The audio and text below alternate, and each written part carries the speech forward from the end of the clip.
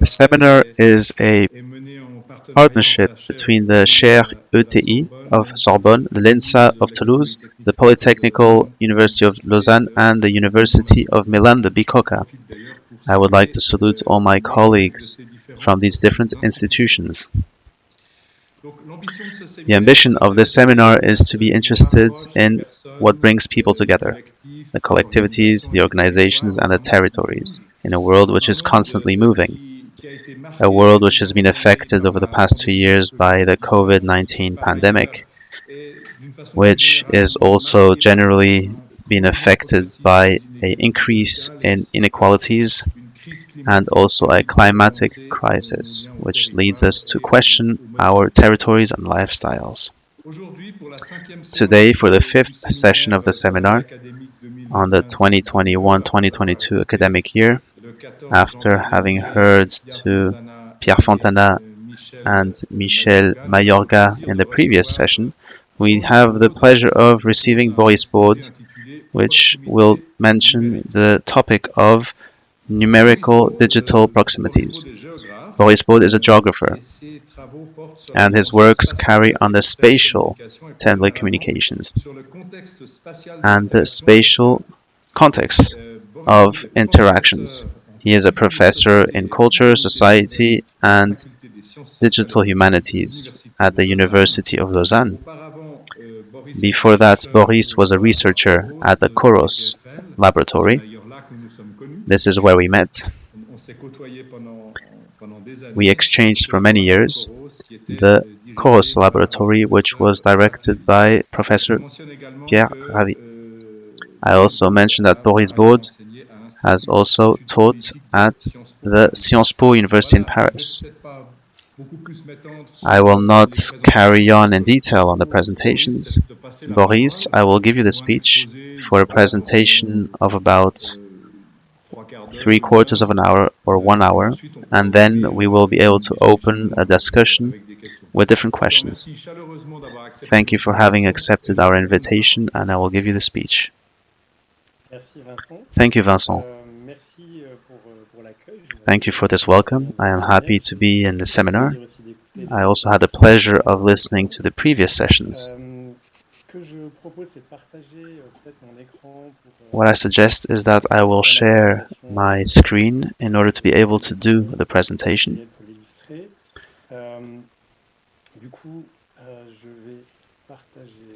I will share my screen. Now you should be able to see the slides of Meta from Facebook. Yes, we can see it. Great.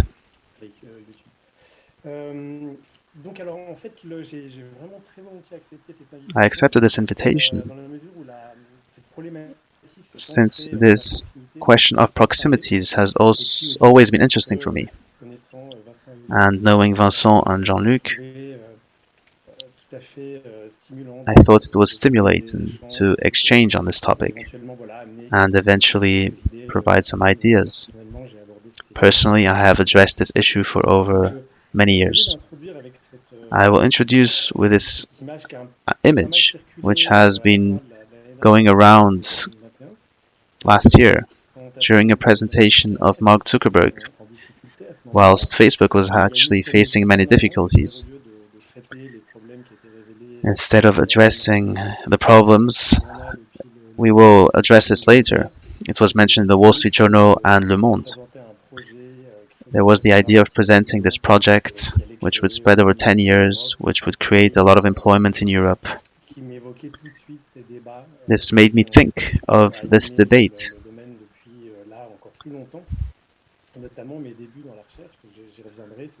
I will address this later. This is how I started my research. My relationship with the digital world, and what I think about this relationship between the space and the digital. This image is very interesting because it brings out an imaginary which is very powerful and has developed over the past 30 years.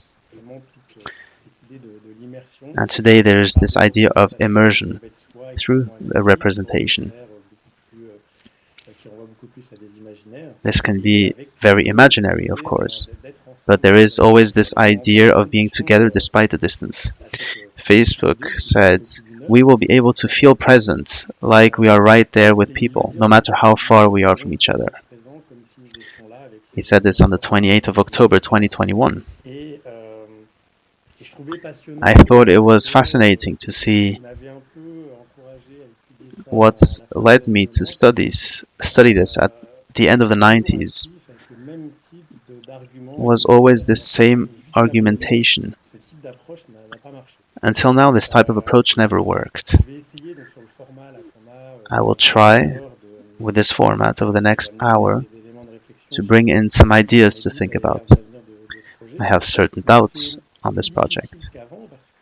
It's harder than before because today we're talking about billions of dollars. We're talking about companies that are very specialized in this domain. I'm not very comfortable to say that I don't believe in this project. But I believe that many different aspects of this project can be brought into question. Even for Facebook itself, to be able to realize this project and make it desirable. For the moment, Facebook is especially this. I will start by something a bit provocative, but the economical model of today of internet revolves around publicity, and Facebook is one of the great actors and stakeholders in this domain, also with Google. And this publicity is precisely this means of bringing together the companies and the clients. And there is a whole architecture which brings together this encounter, which brings together the users, the online users, and the different processes that allow the different contents to be exposed to these clients. So here we're not talking about proximities like we have mentioned it over the past seminars, but if we consider proximities as something that brings together the people, from the point of view of the company that does the publicity, it is a challenge to be close to the potential clients. Google and Facebook have become these stakeholders, these major stakeholders of this new relationship, but with unusual modalities. It has come so quickly over the past 20 years that I have the hypothesis that we still have not realized fully what is going on. I like this piece of art, this work of an artist from Romania who worked on different companies, different emblematic companies, Facebook, Tinder, Twitter. He represented what could be a shop if there were to be a relationship between territories and these companies. And we can see these different spaces that wear out through these presentations, through these representations. This is unusual because this is precisely what Facebook is not. When Facebook had 1 million, 10 million, 100 million, and 1 billion users, in the appearance, nothing changes. We simply see more users, but the materiality is invisible. On the other hand, when other companies grow, or when a city grows, for example, then there is a very strong impact on the materiality and the soil. This is also one of the aspects which makes it difficult to apprehend this kind of company. To address what brings us together today, I would like to discuss first about the concept of proximities, which could cause problem. And then with more time, I will develop on the different ways that I looked at this question of proximities over the past 20 years. So firstly, I started with geography in my career, and of course, this also relates to the distance, to space, to the time, and to the place. In sociology, we often use different terms, but the relationship between these two different dimensions is very interesting. First of all, I would like to address a misunderstanding between this relationship between space and time. I have heard very often in the past presentations that the digital is has a very strong effect on time, more than on space. Personally, I have the conviction of the contrary. To introduce this problem, I would like to offer this idea of the nutcracker and the train in a very simple way. Anything that makes us gain time in space and in the other way around. So this relationship between space and time, for example, a nutcracker allows us to win time, to be able to eat the fruit. If we had other means, it would take us longer. The train, we can also say it allows us to save time. The difference is that the train allows us to save time with a very strong spatial dimension. It saves us time to come into contact with others. More specifically, with other realities that are not immediately present. So it's a social interaction.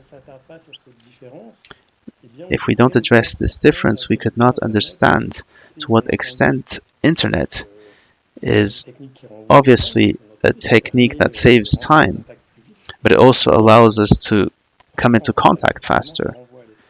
And this comes into the spatial dimension. That's a subtle difference between space and time. And to be more specific, if we oppose synchronization and asynchronization, this is a concept I developed 10 years ago. It will become clearer throughout the presentation. I was a bit disappointed to observe that we had a word for time but not for space. Synchronization is this term to talk of a common time. We are synchronized. If we meet today at lunch, we have a common time to meet. But if there's only a common time, we cannot meet. For example, if we're synchronized today, but we did not have the means to be in contact, we would be in the same time, but we could not have this exchange. To be able to have this exchange, we also need a space. So I invested the first 10 years of my research on this question by using the notion of Korav from Augustin Berg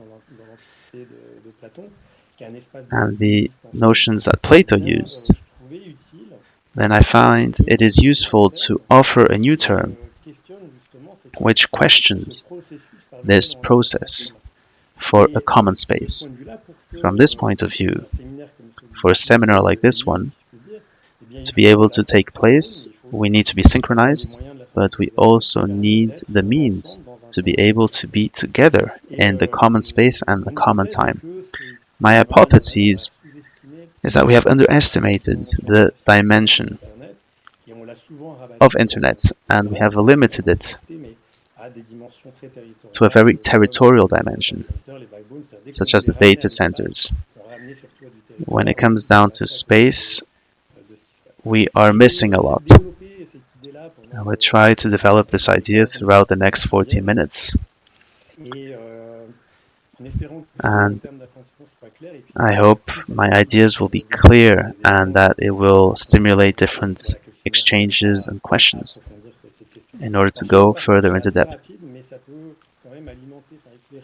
I will briefly explain my different career. I had done research onto this question in the past. At the time, we called it cyberspace research. The internet has just appeared for a few years, and this term was still used. I finished my thesis in 2008. I will not go into the detail of my thesis, but it then opens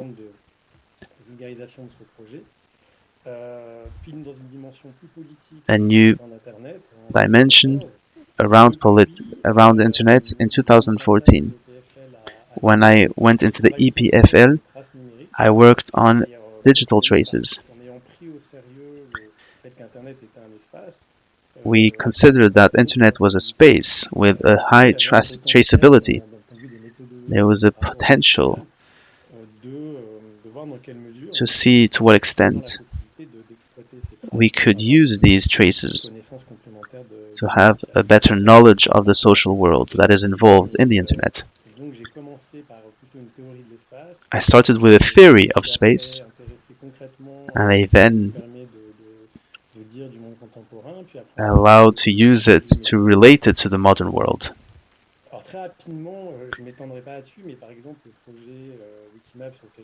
For example, the project Wikimaps I am working on at the moment, which uses different data such as Wikipedia.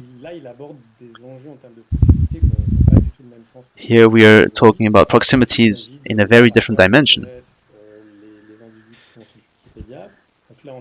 to see what our users are looking for. We find these pages that illustrate space, and here we can specifically see how France is illustrated.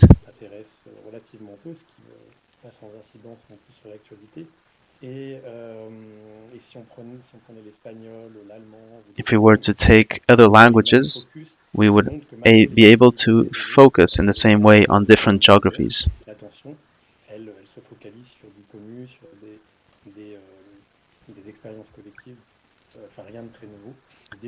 This is not something new, but we have tried to go into depth. We have developed the same concept with many different terms. The idea of being very attentive to the different interests of our users. So here, proximity between the different pages, which you can see, depend on the content of the pages. The more the content is similar, the more the pages will be close in this projection. So this is not geographical space as we intend to hear it, but it is still a form of space.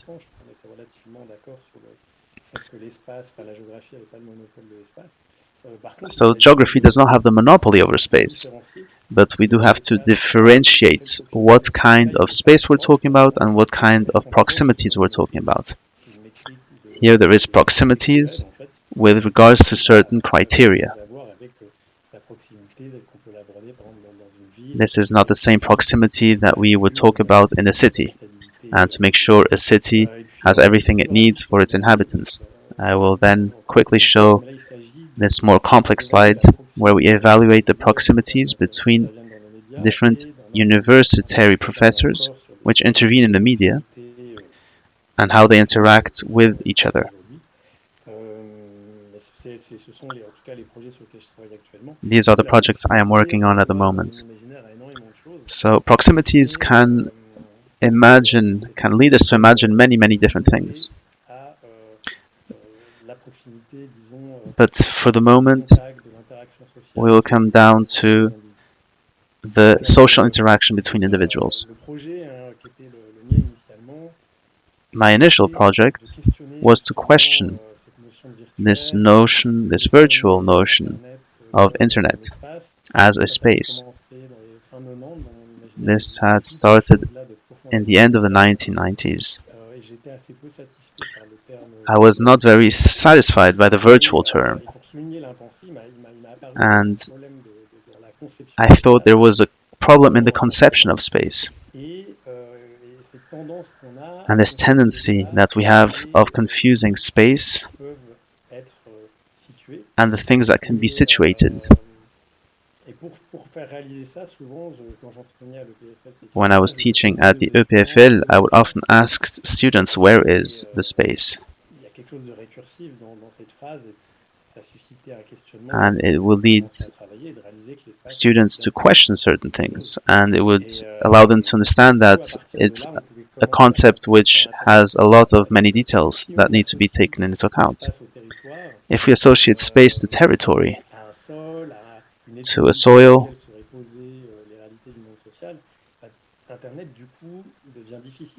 in that case, internet would be very hard to apprehend. It has nothing to do with this notion of space. There's this real space and the virtual space that we hear of today. There are many expressions that refer to this. This is problematic because it seems to oppose a real world and a virtual world. This is a bit absurd, but there is a great inertia in this imaginary and this vocabulary. And the Meta project of Zuckerberg has reactivated this imaginary. If we create these new forms of space, it will work.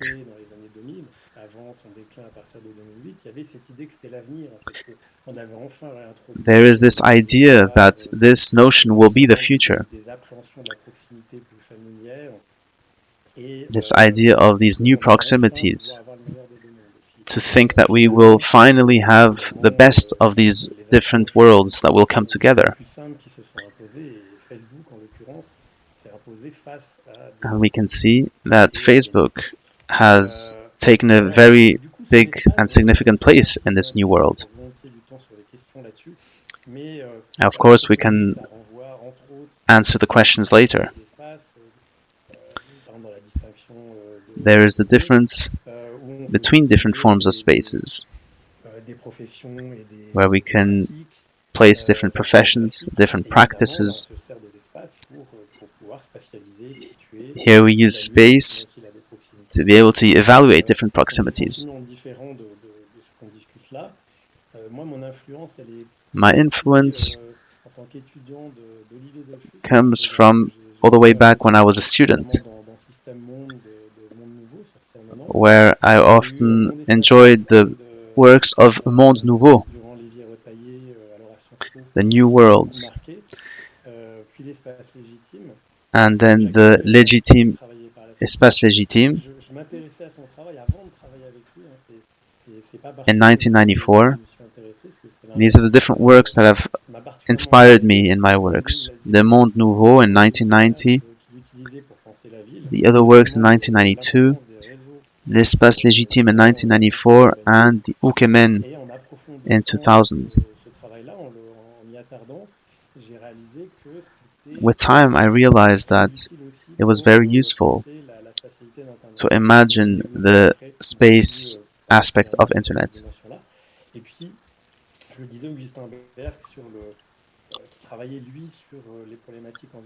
Augustin Berg often addressed the environmental questions. He would say that our relationship with the environment, with the natural or biophysical concept, he said our notion of space was not rich enough, that there was more existential space, relationship space. It was easier to show that there are different kinds of relationships that can be developed, and not to be limited to the external spaces.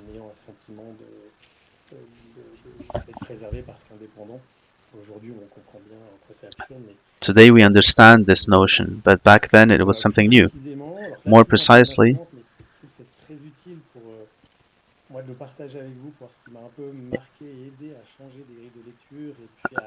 I often like to refer to the different works that have inspired me. This work here is the interaction. It's for me the very first definition, the modern definition of space. In 1715, this debate took place.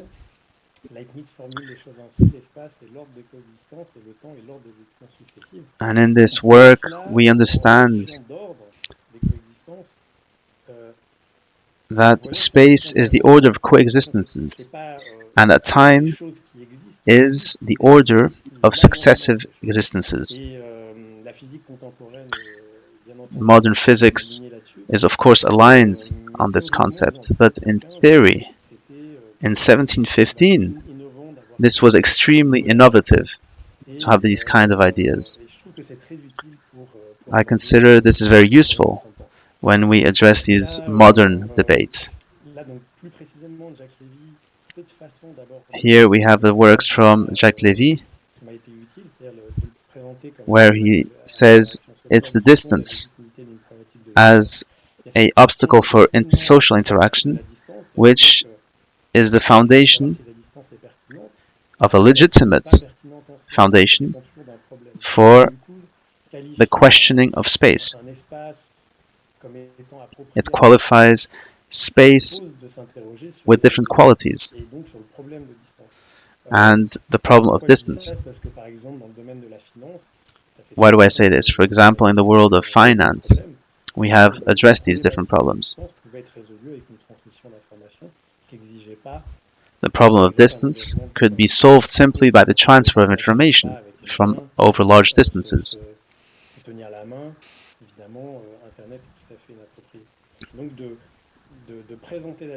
So to present distance in the social world as a social interaction.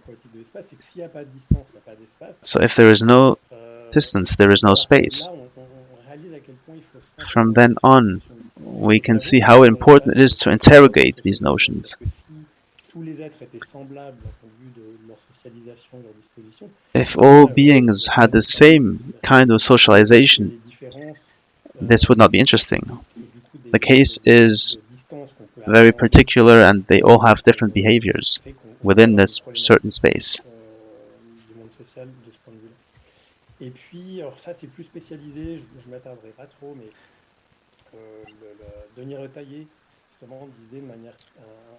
In his work, it also says that to do geography is to look for the place of the society, but not to think of society from its place. To do geography is to understand society and how it manages its distances. This explains how the social aspect is possible. Without the social interaction between individuals, there is no society. So this question is vital. This is a very important exercise to do. This is what I did with the internet precisely, to see how internet integrates into this dynamic. And then in the work L'espace légitime, there is this approach of the place, which is a space in which the distance is not important.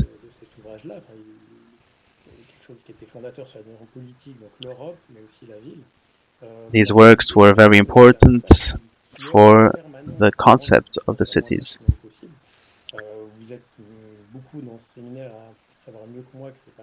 You know in these seminars that it is not easy to address these problems.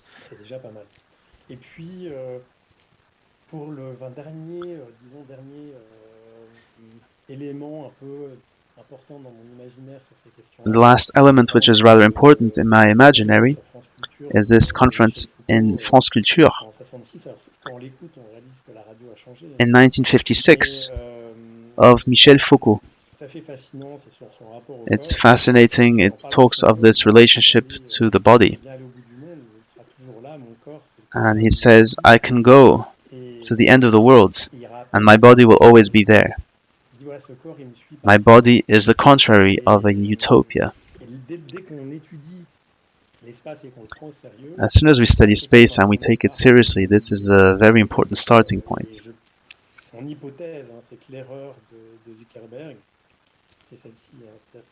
This idea of Zuckerberg is to underestimate the body and to introduce the body into a three-dimensional space, and that we could there recreate the qualities of proximity in a multisensorial way through contact and a more familiar way of contact.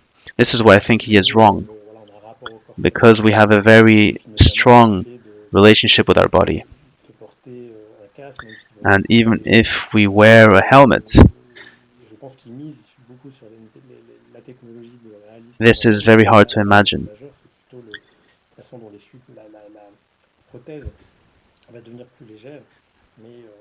Even if the technology becomes more sophisticated, we still have to ask ourselves the question, is this what we want with the internet?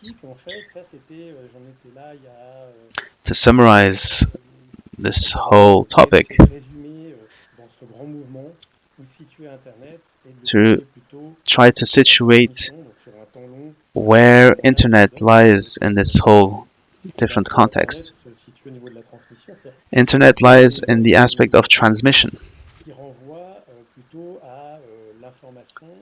What comes back to the information and energy,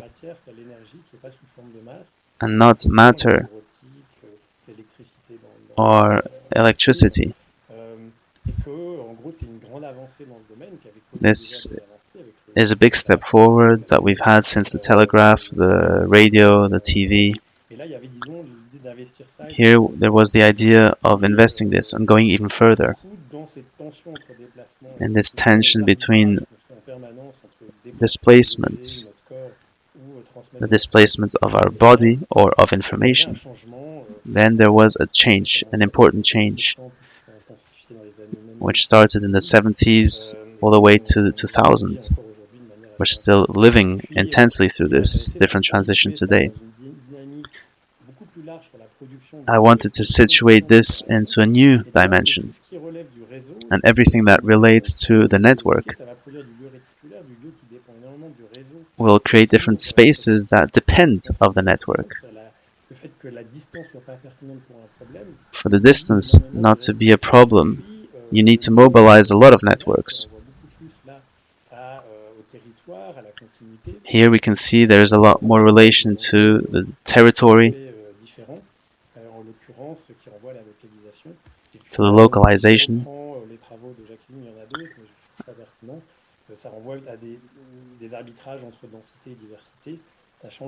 So if we have this diversity from the point of view of the social interaction,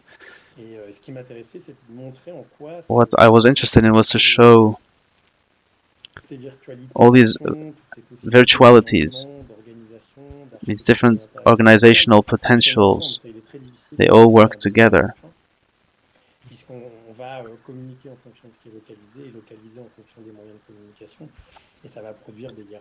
And this will produce different hierarchies. Of course, we could talk for hours on this topic, but it's not enough to go into detail. This is what allowed me to go seriously into the topic of the internet and see what kind of spaces would allow this different modern transition.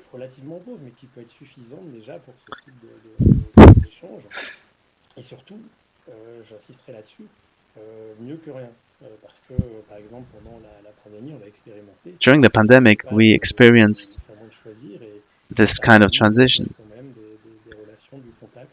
It allowed us to maintain relations and contacts, whereas other means of communication were not enough.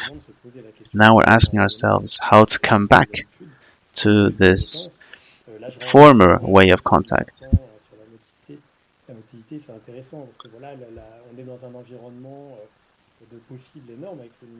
Of course, the digital world gives us a lot of possibilities, but it is not enough to just have these possibilities. What we do with them specifically will be very different depending on the individuals. This has to be considered very seriously. So specifically, this is the reason why I'm interested in space in general, all these kinds of situations, these different environments which are codified.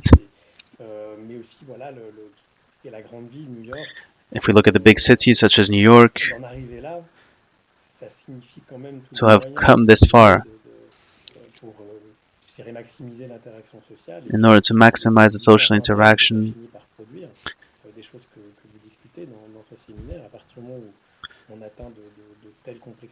when we reach such different complexities, we of course go beyond the 15 minutes.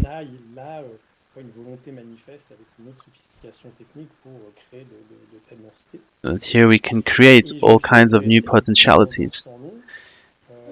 Throughout this project, I was thus interested in the success of these spaces, but also how internet arrived in a very simple way. In the very beginning of 2000, this is when I started addressing these questions on geography. Even back then, it did not affect that many people. There was this intuition, which made me think it was something important. This, of course, then led me to ask questions around education, commerce, etc.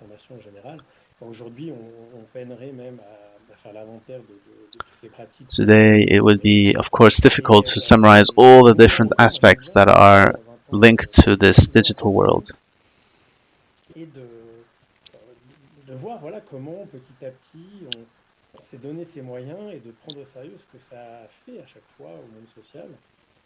And how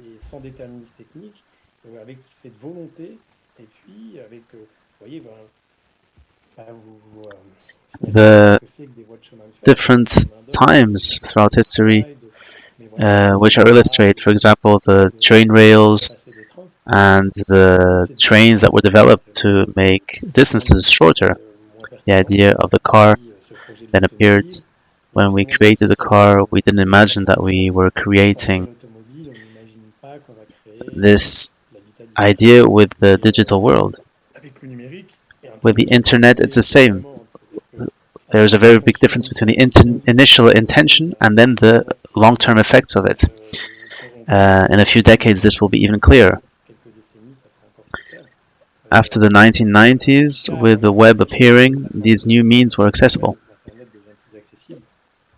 The capacity of managing data has allowed us to go from a more militarized intention to a way more open market strategy. The most powerful computers are a lot more referenced than all kinds of other kinds of digital operators. Facebook has communicated very recently. They say that they have one of the largest calculators, and that by the end of the year it will be amongst the most powerful ones in the world. This is one machine, but they have many others, and Google has others too. And then the idea of making everything smaller. The idea that now the phone, if we can still call this a phone, this phone is connected and allows us to be on the move and connected to all kinds of realities. This changes the realities we have with space and to mobility and our relationships with proximity. So we come back to a very strong tension to the idea which started with the beginning of this military digitalization, which has today become something completely different with the phones in our pockets. Our youth has been destroyed, and there's many fears in the imaginary to know what kind of changes our society will go through, how vulnerable our society is. Of course, we have to dig a bit. Of course, we know that different educational systems are looking into this too.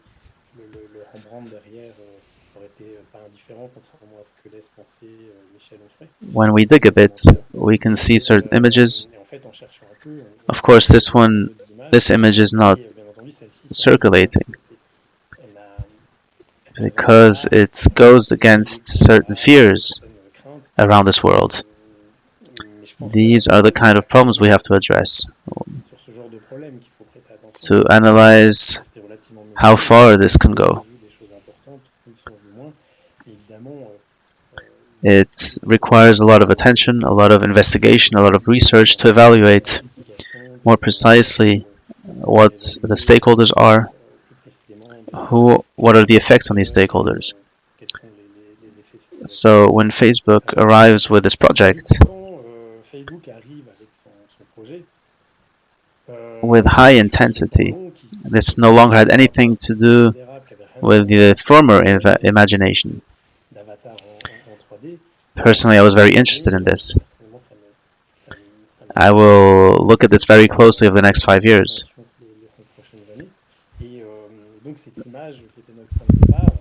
There is this connection with Zuckerberg. Zuckerberg is someone who is not known for his social interaction. And given the power that he has an influence on the societal project. And we will see if the expectations will meet his markets. Of course, this will become mainstream over the next 5 and 10 years.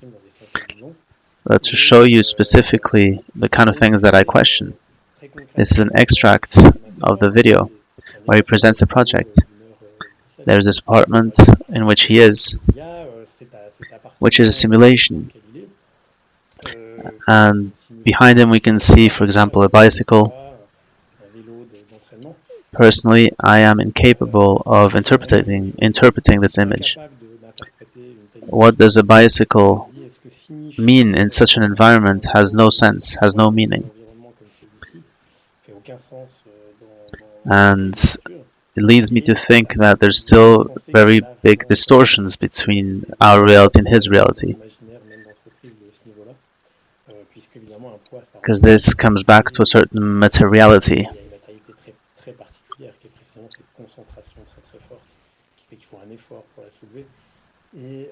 To put this in this kind of space shows that they have an idea of creating different forms, sports, exercises, by putting different objects that are analogies, for example, apartment bicycles, etc. And specifically, this is what it looks like at the moment. Here also in the type of space, aesthetics, we are already on very known things. There was even concerts that were done. There were political parties. Large companies also created spaces. So something important was at play. The future has shown that finally this is not how individuals were projecting themselves for their social interaction. So it was very sophisticated, but not necessarily more attractive. We have forgotten the life. There was another project from Google in 2008, and it closed right away afterwards because no one was interested in it. This was one of the big failures of Google. They had created this artificial environment to have this kind of experiences of proximity.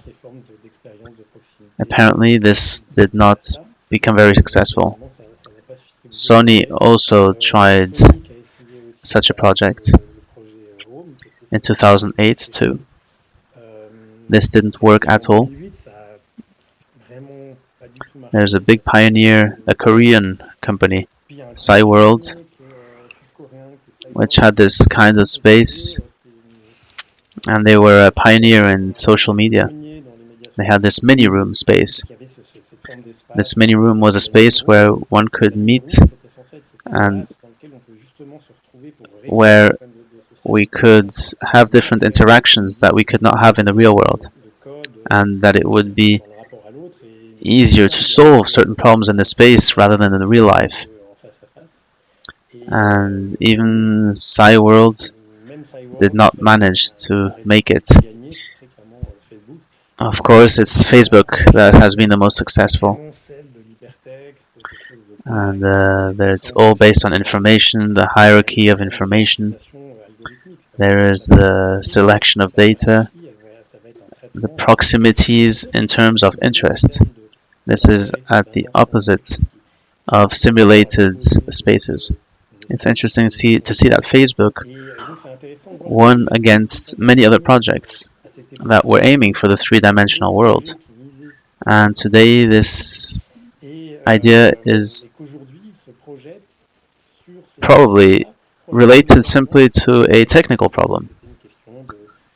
When we see images like this one, which is presented in this meta project, when I see this image, I have a lot of trouble to see what their point of view is, who is looking, how, and we can see that it is something that's still very imaginary. Of course, we will go towards something that will have a very more defined aspects, and it might take over the market, but I doubt that it will become mainstream. So I think in this future it will replace the phone. So many people are asking themselves, how can we replace the phone? And how to change it in terms of functionality. But for this imaginary to really take shape, we need to address a lot more challenges. Without realizing, in this presentation, in this image, they can say, Boz, is that you? And the other person says, of course it's me. If we look in the current events, we could imagine that this will create all kinds of different problems of interaction. And their ways of responding to this was to say that we will create different environments that will be safe spaces, as if these could not be done today through Instagram, WhatsApp, or Facebook. There is no demand for this. So they're incapable of doing it so far. But here, under the pretext of being in the 3D world, they will be able to do it.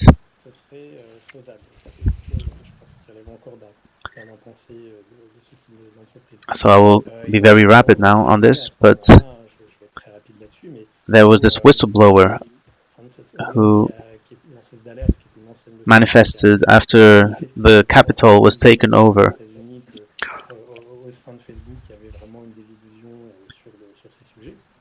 And she made certain revelations that, of course, showed that everything revolved around the Prophet. And she did highlight all kinds of problems, such as VIPs that were allowed to publish things that should normally not be authorized, the problem of moderating all the content in different languages such as Arab. There was all kinds of interesting revelations which showed that beyond these representative challenges around the environment, Facebook has a lot to manage. And this is very central in the world of social media. I insist on this because in terms of proximities and digital proximities, we have to seriously consider the place that these companies are taking and their challenges to be at the height of this position. I think that even with the goodwill, they will have a lot of trouble to manage an environment of coexistence, of cohabitation, which concerns hundreds of millions of peoples, not to mention billions of peoples. This is, of course, very difficult.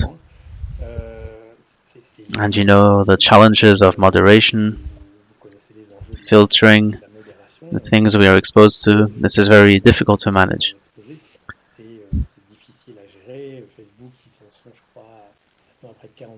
And it's very hard to protect the users. The Le Monde news article did the same work in the French-speaking world. And we can see this growth of the Facebook group. Even though Facebook has become a bit weaker, it's still growing. And if we look at the world's most used social platforms, there is YouTube, which has been brought by Facebook. Facebook is still way above. And then we have the TikTok from China. So in this Western world, there is this very strong position of Facebook. These are the kind of infrastructures that they use. So behind this whole logistic and this proximity, this is what you need. This is all the logistics and the machinery that you need to be able to manage this amount of data for this new kind of proximities. Of course, I will not go into all the types of the infrastructures and the fiber that is required, the transatlantic cables that are vital for this structure. Even the groups such as Facebook and Google are putting down their own fiber cables. So the infrastructure is very heavy. I will finish more precisely with this question of digital proximities. And coming back to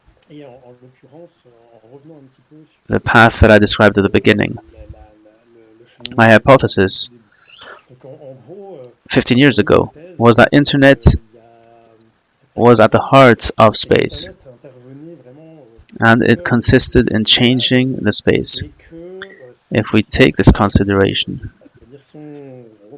as this coexistence, internet intervenes in this area through different stages as a new way of transmission, but also in the same way as roads or train lines are connected to an urban space.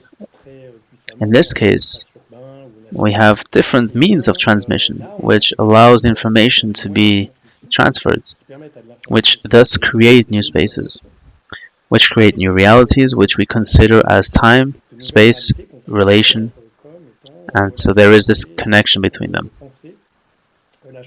And in the end, it will create these spaces of social interaction where real things are happening. From the point of view of the society, if we do this connection between interaction and the society, we have new virtualities, new potentialities, which are translated through new practices, but which also have these new challenges. They are progressively giving this new coexistence about. The European Union, for example, is very active because now we are realizing that this is the real life. There's a lot of vulnerable weaknesses, a lot of power struggles, a lot of capital behind it. So it requires a lot of forms of regulation and adaptation and adapting to this new environment. To follow this movement, this opposition helps a lot the dead ends. If we look at the conception of space, we consider it as absolute. We consider it as positional in space.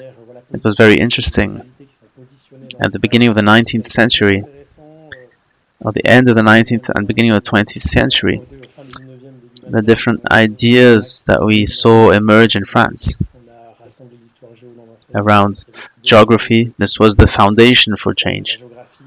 The mountains, the rivers, the conception of space, which was interesting for those kind of questions. But with the real dynamics of the social interactions, it is different today. And the Korah, this conception which was already perceptible in the antiquity as an existential space, as a relational space, it is always reconfigured and is considered through the aspect of distance. And so then the contemporary physics of Einstein always thinks in the realities between one and the other. This is a context that I always use, which is very useful and allows us to look at these challenges. Depending on the understanding that we have, we will be in a very different approach with regards to the internet. Meta, Google, and Wikipedia have to be considered very seriously. See what is the reality of these new social practices. And there's intermediary things such as Airbnb, Tinder. There is a mix of different practices here, which can create interactions with former practices, and they question the way we approach proximity in urban spaces.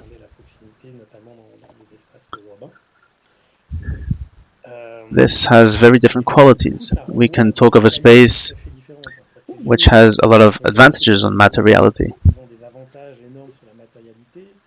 For example, we need to feed ourselves. We cannot feed ourselves on internet. Of course, we can have limits to this.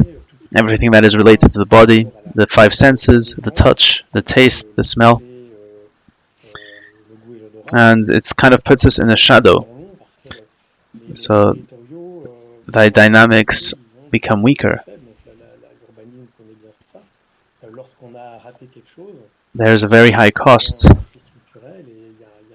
in regards to changing these things. So the challenge is a challenge of information over large spaces, on the conception of a space. We are interested also in the individualization. We can offer individual experiences, and we can have different projects over a very small time span.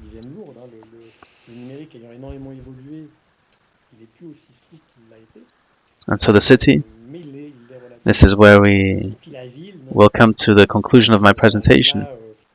It has this quality, this extraordinary quality of intersection. I present it as ultimate space of cohabitation. It has the qualities of the territory, and it allows to maximize the interaction, the materialistic and immaterialistic interactions. So there is this competition between the city and internet, in a way.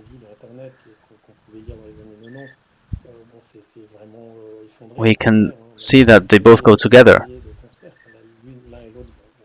The question is, how can we do best with both of them in order to make it a livable city? But we can see that the digital and the city work very well together. So these ideas that people have, that people will get isolated because of the internet. Well, these are all the questions due to the materiality, the transport, to feed oneself, transport, to do sports, etc. These are the classic aspects. So finally, we remember why the city has so many good qualities, but also has its own problems. But of course, you know about this. I will not go into detail.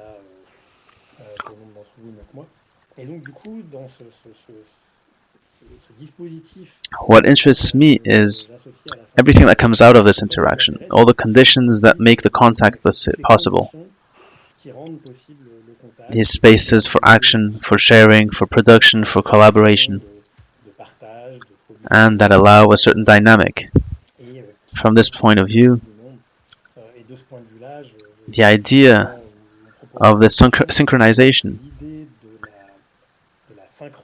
as the innovation of the digital is a mistake, because the world was already synchronized before.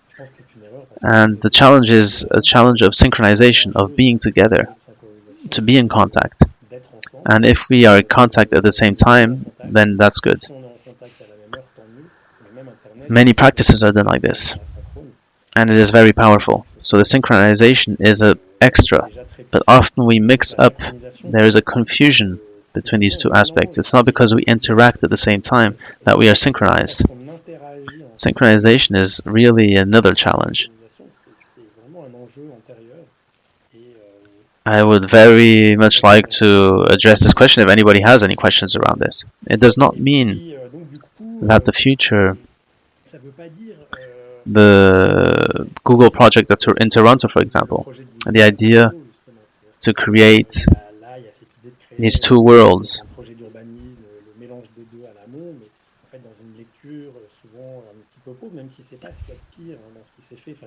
The idea is to, here I talk of New York, for example. This is where it's taking place. The city is already intelligent. It already has this hybridization between these two worlds. And to make it even more hybrid does not request this kinds of projects such as Google has imagined it in Toronto, because it already has these qualities. If we do it, we have to be sure that we never neglect its main qualities, which is the materialistic interactions. I will finish by saying that this also works for Lausanne, for example. It's a small city, but at its scale, to come back to this 15-minute city concept, specifically in the 15 minutes I can do everything I want, and I have the quality of the digital world.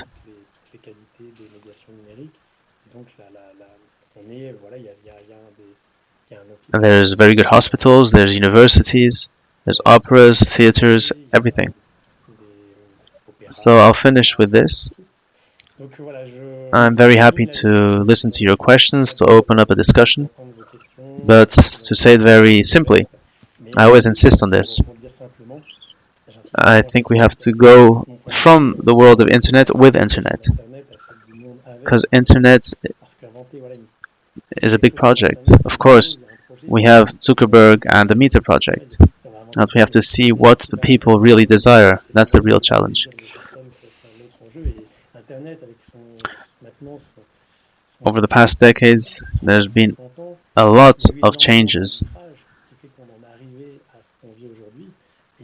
And the cities have become something that they took a long time to become.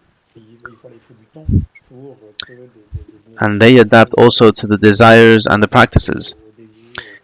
Internet goes very quickly, and so that's very difficult to manage. That's the question of cohabitation. That's one of the major challenges of the modern world. It's how to manage this digital world. So if that is alright with you, I'll stop here.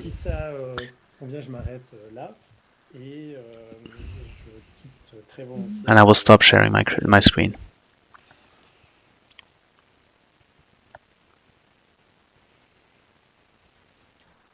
Thank you very much.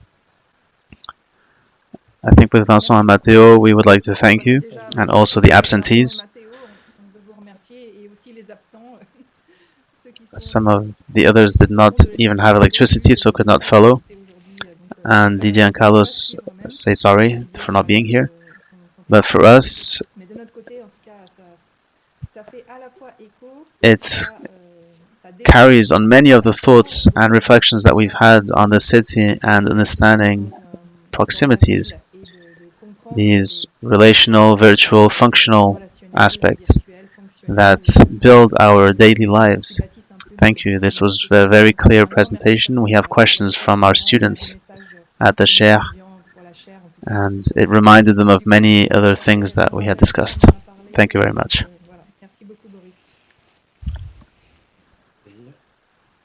How would you like to proceed, Catherine? Matteo, would you like to start?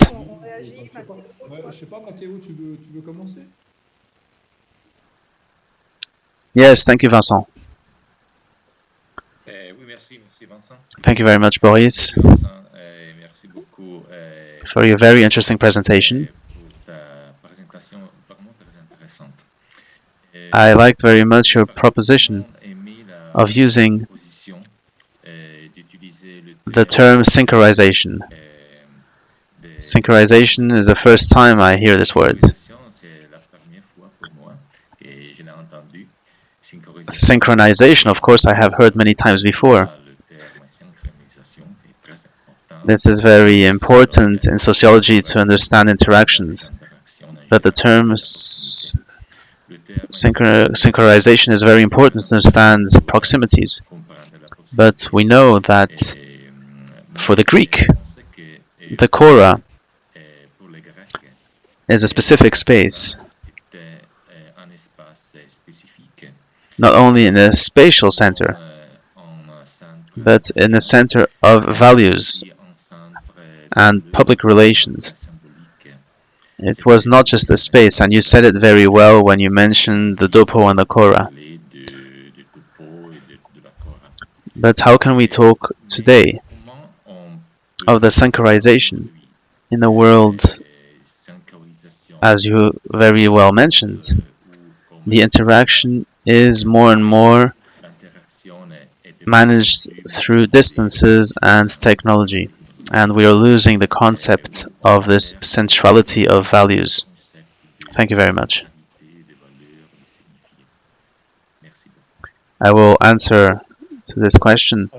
This term, I proposed it in 2008, and it was very risky, and it was maybe a bad idea because the automatic correctors automatically will put it as synchronization.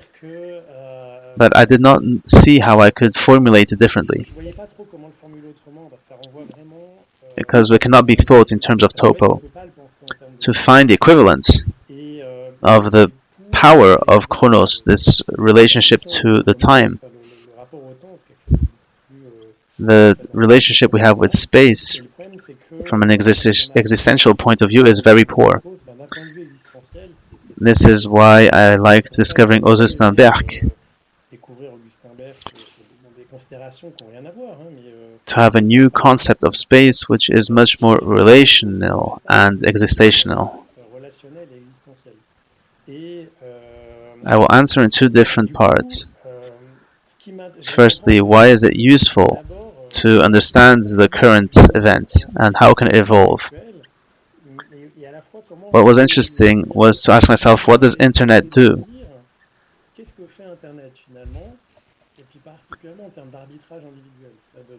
We like to tell ourselves this is not good.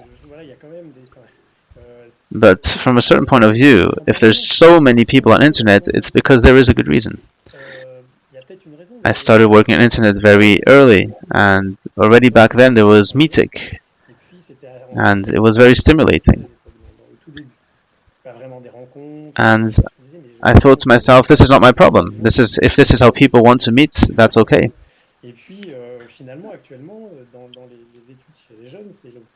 And we can have all kinds of judgments, but in terms of the reality, this is the direction it took.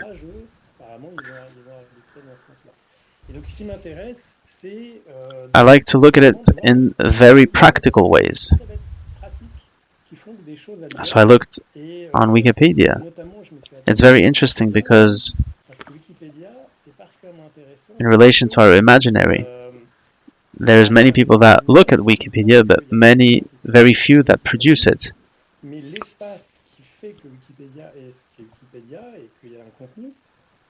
But this space is totally online. They will be able to modify, contribute online, nowhere else. This whole environment of synchronization, after a moment, we have found what is today called Wikipedia. So if I want to consider seriously, the reality of Instagram, TikTok, I have to know that these are real spaces and that they are very specialized and they take advantage of the capacity of internet for the synchronization of information. However, and this is the second part of your question, here there's something major taking place. There's a whole dimension of our experience that is not found here. And of course, this is related to the body and the world of materiality. What I found interesting was to realize that it was a real space. Once this was said, it's very interesting to say also, what does it not do?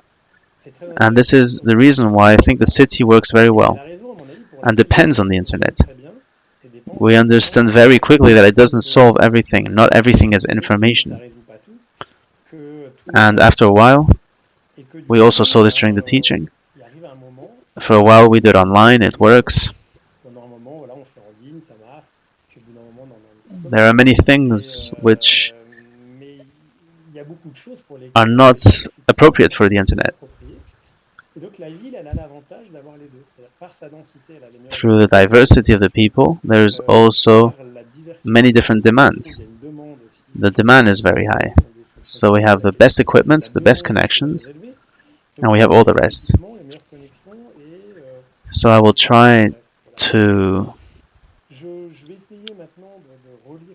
address the last part of the question. Is there not a risk when there is too much intensity around this? Of course, there is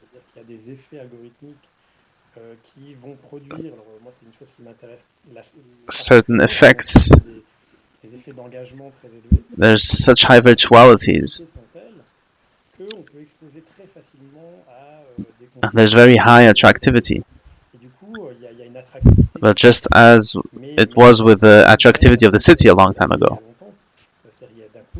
even today we see people who still discover a big city, they still realize there's so much which is possible and everything they can do with that potential. And humanity lives this since very recent times. If we look at these algorithms over the past 10 years,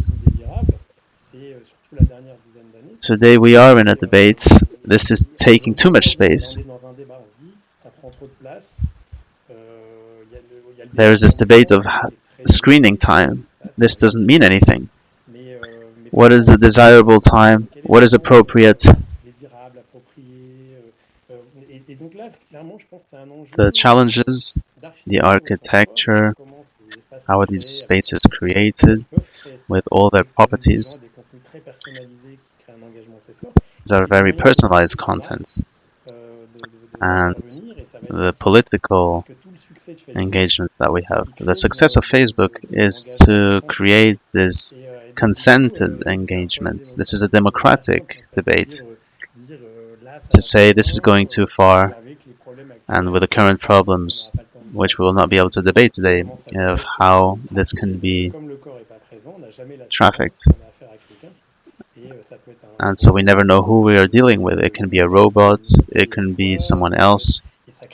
This creates problems of being public, the way of being together, creating opinions with many potentialities of manipulations. This was harder before.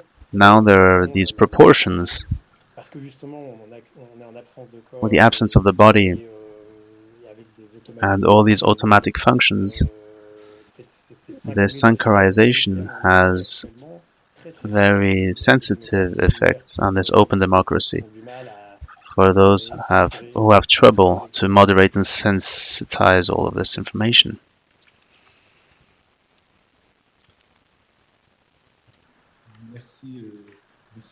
Thank you. I will carry on. Boris, thank you for this very interesting and stimulating presentation. I took many notes. There are some points that I wanted to remind. You spoke about the digital, saying that maybe we had underestimated its effects on space, and we were too focused on the temporal aspect. So, underestimation of the spatial dimension of internet. You paid attention to the idea of dimensioning proximity in terms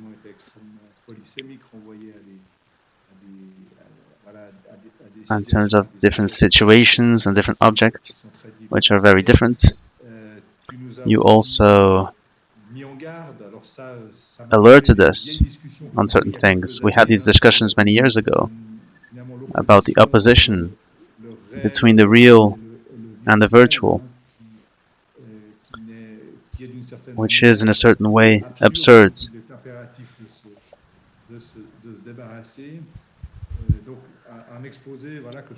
I thought this was a very stimulating introduction.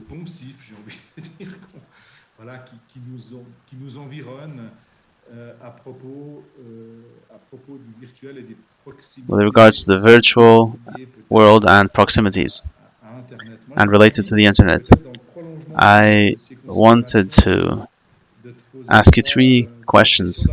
Firstly, this is not really a question. You spoke about the virtuality in another sense. I know this is a topic which is important for you, and this is of course important for the discussions that we are having today. For me, this echoes with the virtuality that you have defined already.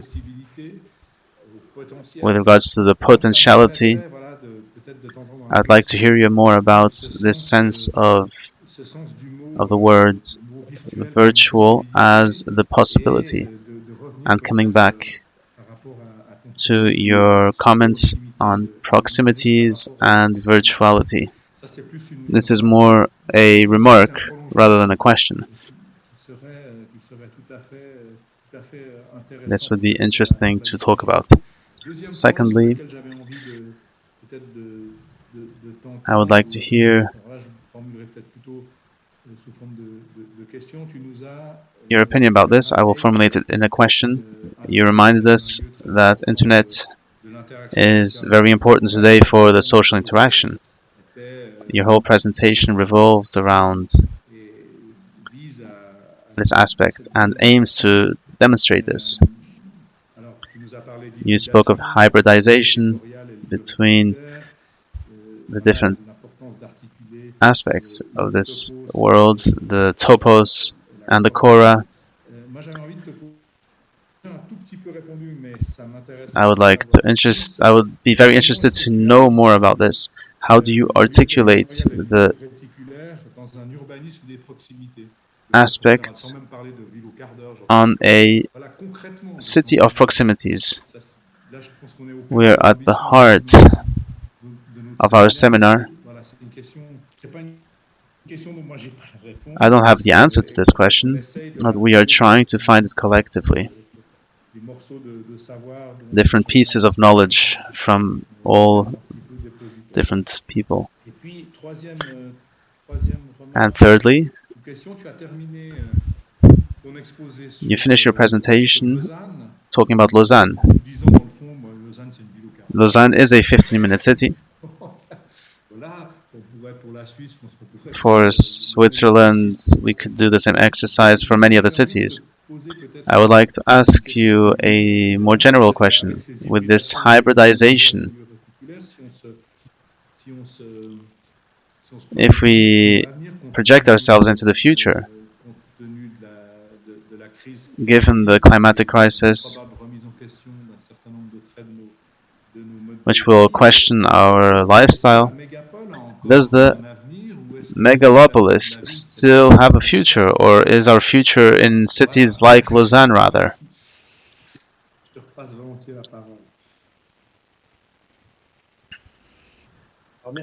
Thank you, Vincent. Three questions are very pertinent for me.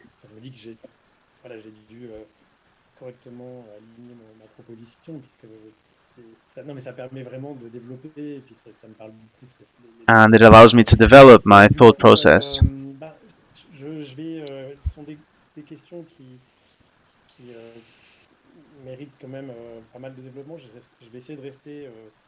The answers to these questions could be developed in detail, but we'll try to be general.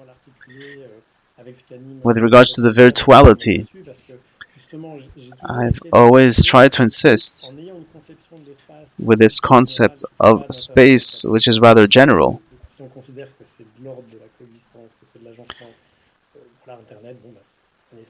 And we consider that internet is a space amongst many others.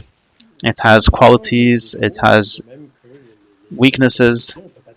Of course, the same goes for all kinds of territories. I've done the same for the virtuality.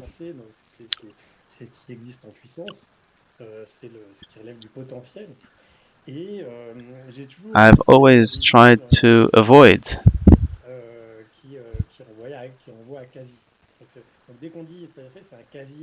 the word almost. It's an almost space, a semi-space.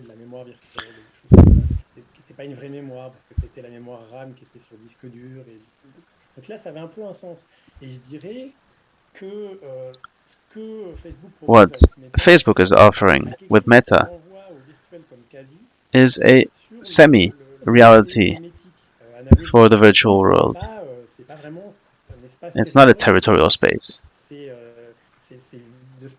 From this point of view, it's a almost virtual reality. For example, it's not a real table, it's not real cards. It's almost. When we use this for the internet, however, then it does bother me a lot when we use it for Wikipedia or Google, because we no longer know what we're talking about. With regards to what motivates these individuals, it is very real, and it's a kind of interaction which is specialized for different kinds of activities. To come back to the city, why I say that internet is a space of high virtuality,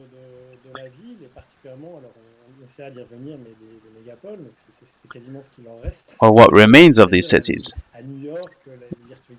In New York, for example, the virtuality is very, very high. In terms of life, diversity, practices, origins, type of professions, there is a high virtuality. But the question is to know from what level of virtuality a space becomes habitable. And indeed, I come from Paris. I lived 35 years in Paris. It was very hard when I arrived in Lausanne. It was very less virtual.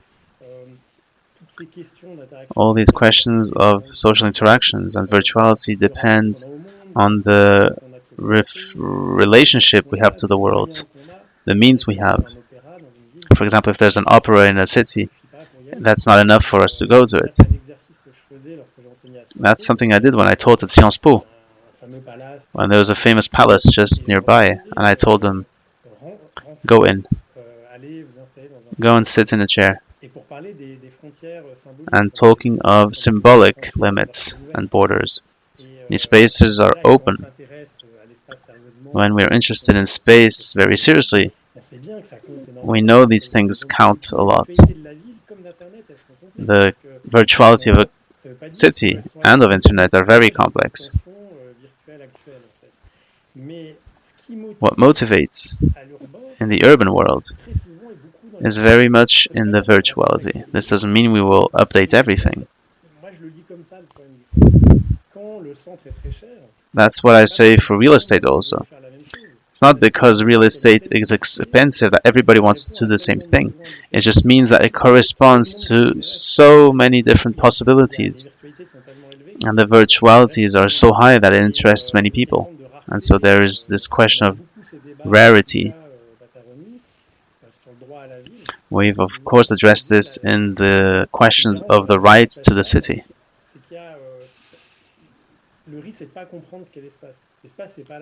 It's not about knowing what space is. Space and money can be distributed among individuals. But if everybody has the same amount in an authoritarian system, then that would be different. This has no sense.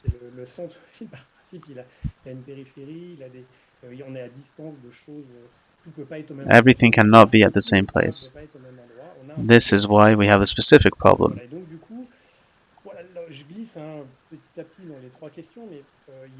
There is this challenge with regards to the city.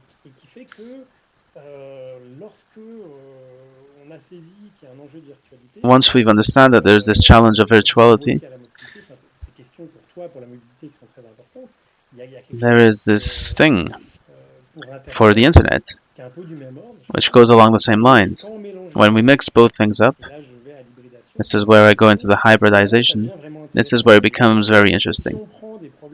If we take Uber, for example, which is at this intersection, then we could say this is digital and it makes us save time. But this is not the question. It was the meeting between the offer and the demand for the client in a spatial dimension, and how to ensure that people can meet between an offer for mobility and someone who wishes to take someone, and to create the means which will make this encounter possible. And this has destabilized, of course, in a violent way, the former existing processes. But we can see that it was a spatial problem which has been solved through this digital means of the GPS and paying on the phone. They've put the three aspects together, they've managed the encounter, and they've invented nothing new. This encounter, beyond the challenges such as Airbnb, what is interesting is that in the end, the city has all these networks that make it work, but these are the means. If there are not places which will welcome, it has no point. From that point of view, if we mix it up, the digital will often have a form in two different stages. People will inform themselves for a mobility, for a trip, for example, how to find a restaurant, or how to meet someone. All of this will mobilize specific places at the service of a territorial place, which in the end will come to the end of the process. There's all kinds of networks which will animate a city, which has very powerful networks but not a territorial identity. For example, in the US we have these cities where we are constantly moving around, and it still works. But I've always been interested in these challenges which consist in creating these experiences, these territorial experiences. In the end, it's not a competition. I think there is a risk when there is a competition between both. This competition is very rare. Often it is taken over by one or the other. Today we can say that this has been solved. Spend a good time with someone else around the table. And to say that internet is a degraded form of interaction is a mistake. It depends on the objective. What's the challenge? Some people are even more comfortable because they are not necessarily comfortable physically with someone else. So I like to go into this complexity and to tell myself a city has to pay attention to all of this. It has to be careful that there's clean water, electricity, that we can move around, but that there is also places which allow the city to be alive, that we have pleasures to find each other. Of course, I have a preference for public transports.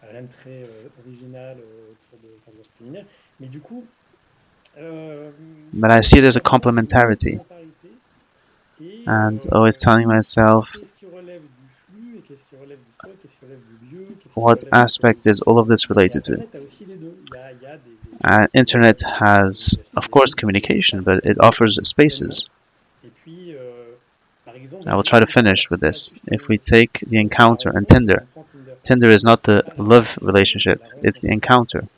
It's a space for encounter. It's not the same thing. If we criticize it and say this is not a relationship, we don't understand this is not a space for the relationship. Some people prefer meeting on this space. Some people are dispersed, and there's an architecture for this interaction, and in the end, there is a real contact. It is a real encounter. It doesn't mean it's the relationship, the loving relationship. People can then meet in a restaurant. They can meet directly at their houses. It depends on what is behind it. So there's always the problem of distance. If this evening I wish to cook something specifically, then I have to find the ingredients. I'm not going to look for them on the internet. If I ordered it on the internet, then eventually someone's going to have to come and bring it to me. So all of this is interesting. For the big city, I have mixed feelings because it's a very difficult question.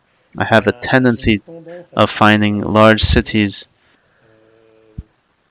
rather interesting from an environmental point of view, for very simple questions of maximization. We never spoke of the environment and the digital. The city and internet are fantastic from an environmental point of view, and these are the most accused today. The city and internet are supposedly catastrophic from the environmental point of view.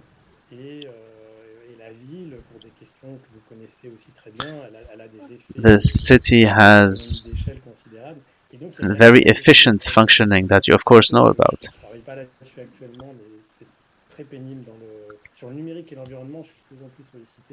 I consider that this debate is very poor.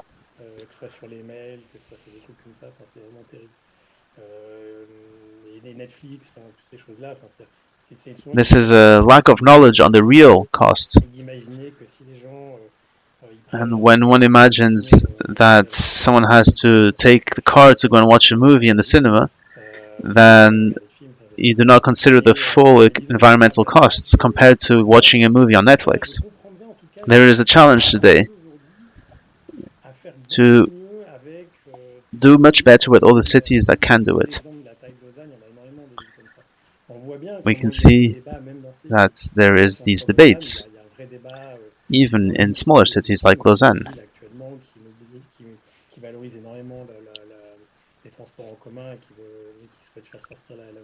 These are also political questions.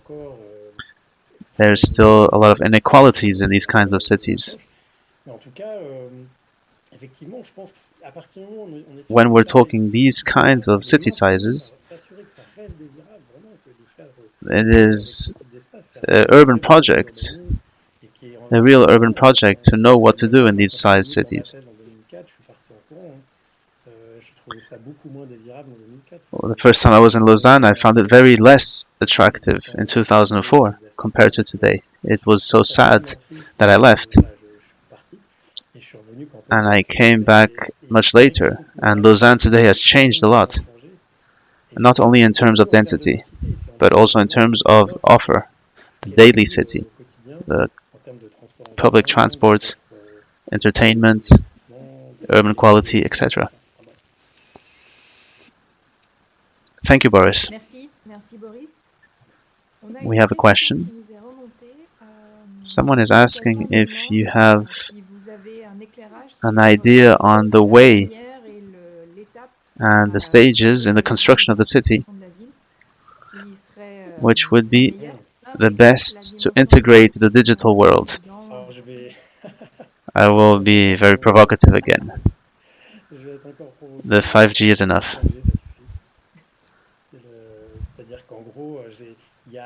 When I was at the EPFL 5 years ago, it was very fashionable. Even the MIT fell into this trap, where they said it was catastrophic.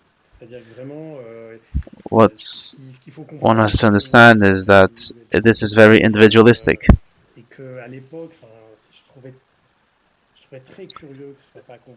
And at the time, it was strange that it wasn't understood correctly. There was interactive maps of the city. For example, if someone at this bus stop wishes to zoom to where she wishes to go, when we have the possibility of having this in our pocket,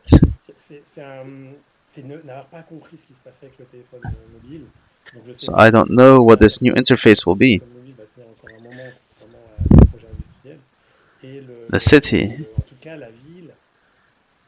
should not take care of this. It has to take care of the fluidity of the flows. This is the optical fiber and the 5G. The 4G is okay, of course. I'm being provocative with the 5G. But there's not much to do. There's cities like Lyon which want to be active in terms of improving the service offer.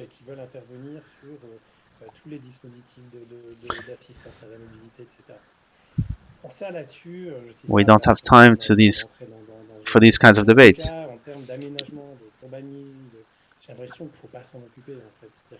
But the city has many other qualities, and it has to increase the materialistic interaction and the relationship to the body. The rest is all electromagnetic, and it is very sober and discreet. It is much easier to install, to update. Of course, it's creating all kinds of debates.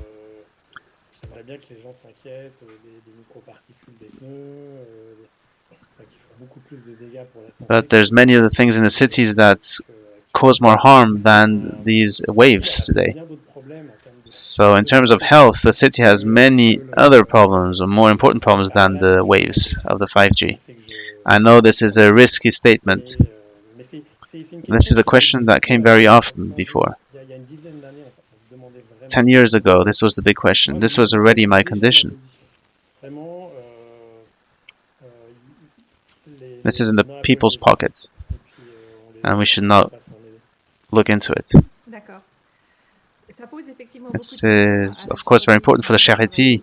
We work to try to understand how the cities, through this digital layer, can reach out to more people, or communicate and bring information, and understand how these people create these new centralities.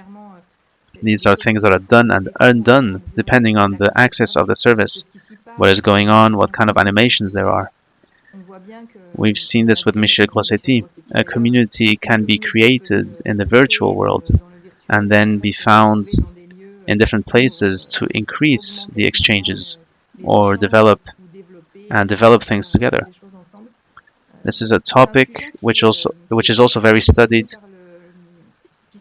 by the Center of Interdisciplinary Research in Paris, the Learning Planet Institute, which have in Paris the project to encourage people to tag people, places that are interesting, that generate interesting experiences, Of course, the idea is not to talk of cleanness, but it's to increase this materialization in different places. This is maybe a project that will interest you.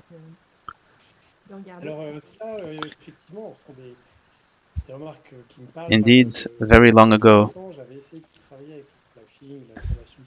I had worked on these questions, and it was very difficult because I had a conception, reality.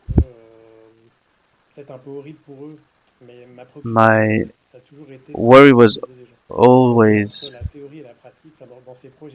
different.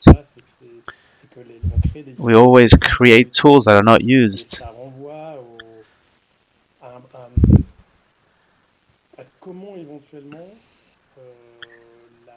How can we manage space? This should be questioned in the same as the digital world, or else we're not reaching out to the public. We can create all kinds of systems, participative systems, but there's always a handful of people which are passionate for this. But this is maybe not very representative of the general population.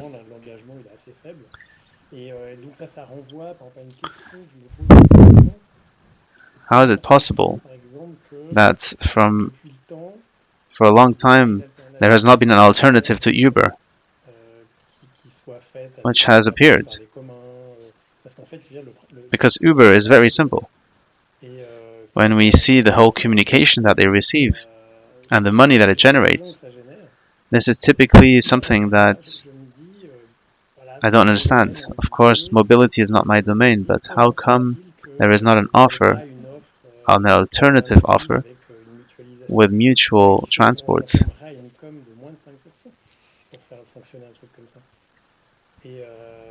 This is more interesting for me, because the effects are real. And Uber is a brand, and they've invested into this brand. And in order not to depend of Google, they bought the former Nokia logistics.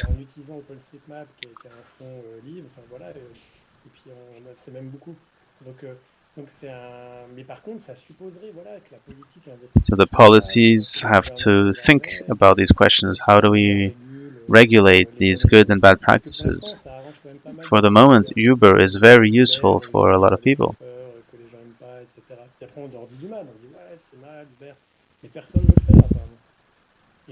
And many people criticize at the same time, but there's been no one else to take over this market.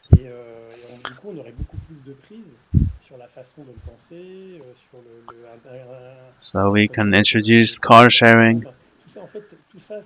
All this has evolved in the private sector. This is where we have to think differently. It's a lot simpler than we think. The stakeholders of this domain did not seem concerned.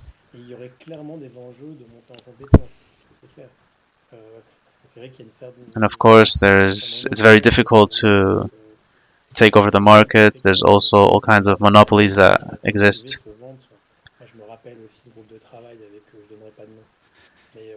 I also worked in a group where I was told that the public does not exist anymore for the territorial world. I took a lot of distance from these projects because I could see that there was a lot of blockages from political perspectives or certain applications that were nice but were not very used. This is a challenge, of course. We don't have to be in the management of the city, but what kind of services can we offer? The problem today is the fragmentation within the cities. Lyon is one of the most active cities in this. But these international brands have a huge impact. People who are moving around always know there will be Uber, and this has huge effects. If we don't think on the large scale, it will be hard to make it work. But I'm sure that over the next 10, 20 years, these things will evolve. There is a critical reflection around all of this. That's what's fascinating. Over the past 20 years, we have stakeholders that have become global leaders, that have profits by the billions. It's unprecedented. And yes, of course, and the 2 years that we have just experienced have, of course, changed all these practices. When we've been restricted in our movements, and we've had to hybridize all kinds of activities. There's also this notion of invisible and visible. You started with this. This is, of course, very interesting. A city which grows, it can be seen right away, but the amount of followers of these different tools, it is indeed very less visible. That's very interesting. It can also be seen from the angle of a generational effect.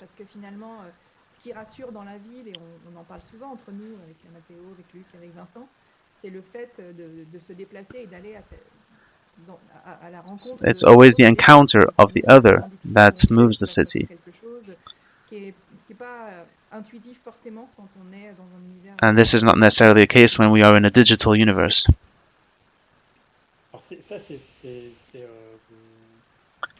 This is very interesting, this aspect of visible and invisible.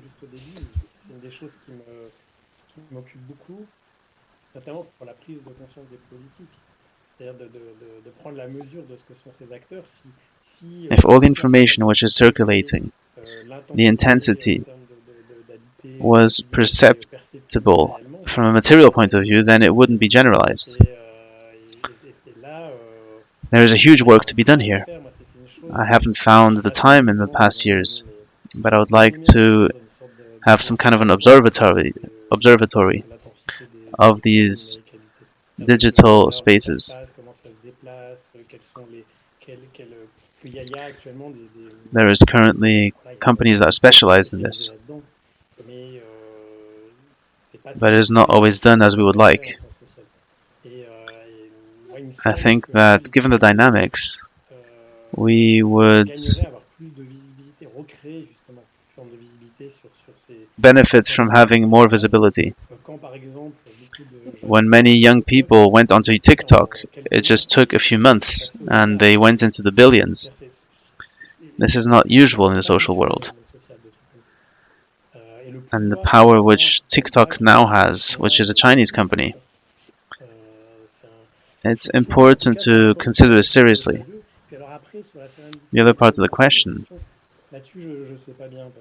in terms of alterity, spaces have different qualities. Going towards people,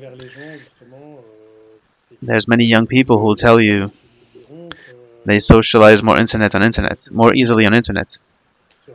Some people have identity problems. They will find people with whom they have certain affinities. There's many YouTube stars which were formerly bullied in school and then had found new ways of exchanging online.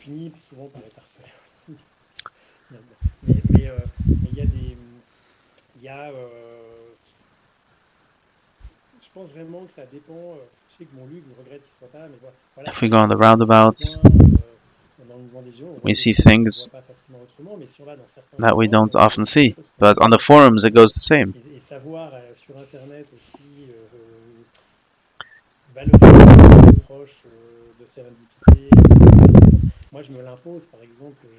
On YouTube I have several accounts, for example,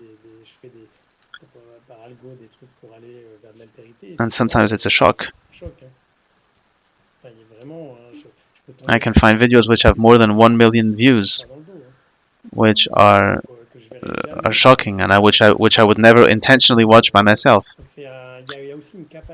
I know we're coming to the end, but in the time of Skyblog, it was an angle onto adolescence which we had never seen before. It was public, and after school they would exchange. And we had very difficult access to these new contents. To talk to the young people and exchange with them, like they exchange with each other on Skyblog, it would be very difficult to reach that intimacy of exchange.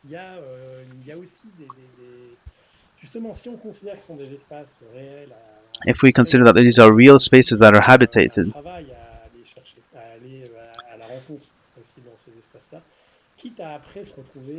even though we can afterwards meet and take a coffee, we never know who we are dealing with.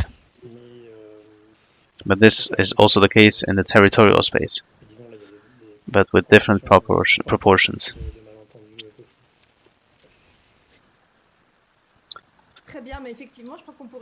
Thank you indeed. We could stay for a long time listening to you, but unfortunately we will have to finish. Matteo, Vincent, would you like to add something?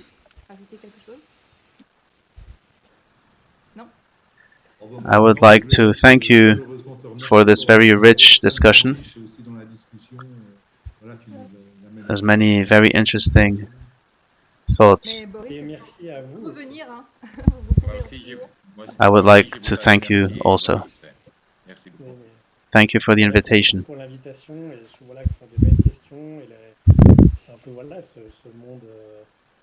To think of this world in which we all live together. I have very beautiful souvenirs from the EPFL now, and I'm in another institution, in the social institution, so which is further away from the territorial aspect. But I always wish to bring in this into the debate. Thank you, and I will be watching the next seminaries, and maybe to an yes, we might meet all together at the end of this summer. We will meet again on the 18th of March from 12 p.m. to 2 p.m.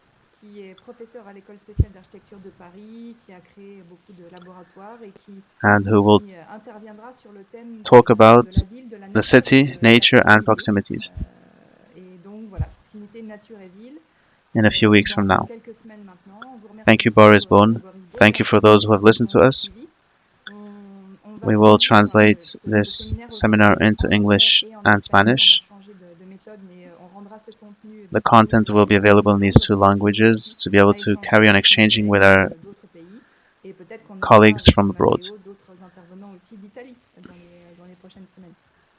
Thank you. Bye. Thank you.